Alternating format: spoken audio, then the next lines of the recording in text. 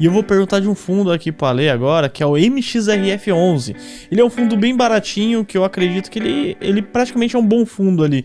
Eu queria que você falasse um pouco dele, que você gosta muito desse fundo aí. O MXRF, você é especialista. Não, que isso. Na verdade, é um fundo que acaba que é a porta de entrada dos fundos imobiliários, pela questão dele, principalmente da valor acessível da cota.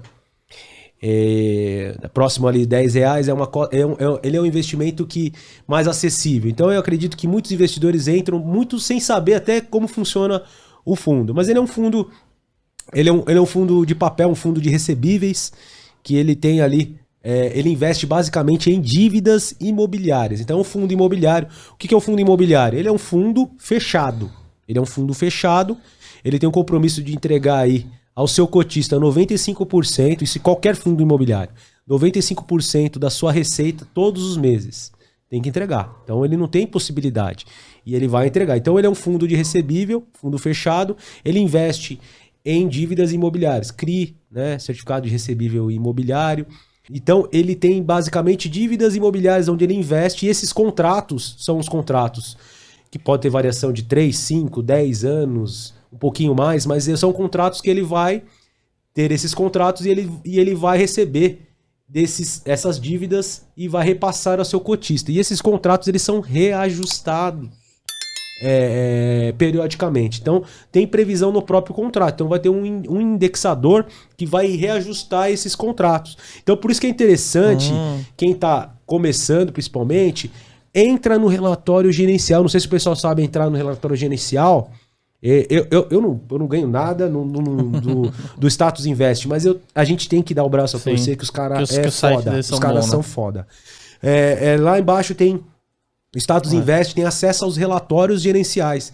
Então, lá a gente pode clicar e ir para lá e você vai ver quais são as dívidas, você começa a ver onde ele investe.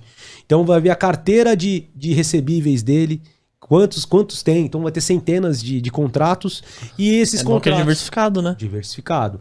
Então, só que acontece, qual que é o tipo de risco que esse tipo de fundo, o risco que esse tipo de fundo ele corre, normalmente, é o risco de crédito. E o risco de crédito é diferente do risco de mercado. O risco de mercado, qual que é o risco de mercado? É a variação do preço dos ativos. Então, o fundo imobiliário ele tem uma variação um pouquinho, ele tem uma volatilidade menor que a das ações, certo? Ele varia menor. Esse é o chamado risco de mercado. Não é esse risco que eu estou falando, é o risco de crédito. O risco de crédito é o risco de calote. A gente não estava falando agora das construtoras que estavam lá com o aumento do... Pega um projeto desse daí que pode dar errado. Deu ruim no projeto lá, tava lá e aumentou muito o preço dos custos dos insumos lá e ele não deu certo o projeto. E não pagar então assim... Esse é o principal risco do MXRF11. Sim, que é o risco de crédito. Ele, o IRDM também, é um fundo de recebível que pode sim ter... E também é um bom fundo o IRDM, né? Também é um bom fundo. IRDM 11. Então, assim, se o investidor vai começar, fala, eu vou investir em fundo imobiliário. Não, eu gostei tanto desse fundo que eu só vou investir nele. Não vou colocar aqui tudo nele, porque pode dar errado. O que eu posso fazer? Eu pego 2, também não vou colocar 10, 15, 20 fundos. Não, pego ali 4, 5, 6 fundos, pego um de papel...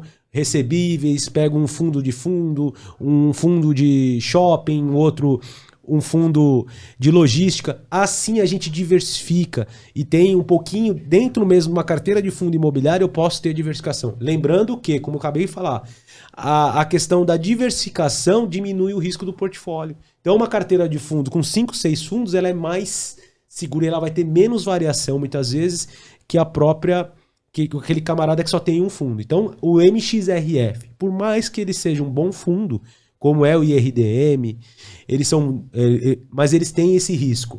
E às vezes esse risco de crédito, ele não existe, ou ele até existe, mas ele existe em menor grau num fundo de logística.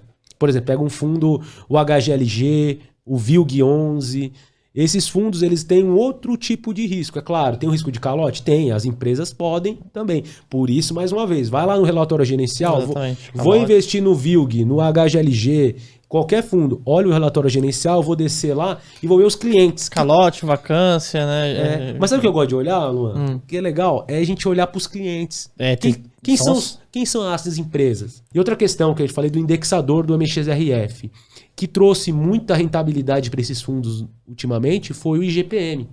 Muito desses fundos, o indexador dele foi IPCA, né? E o IGPM. Isso traz o quê? A correção dos contratos foram por esses indicadores. Então a inflação, o IGPM, todo teve um aumento muito grande nos últimos períodos. E o que aconteceu com os contratos? Todos reajustados. E aí, dando 1% ao mês. 1% ao mês, aí esses fundos aí. 1% ao mês, pô. Então, exatamente. mas aí não quer dizer que isso vai ser mantido. Vai ser mantido, né?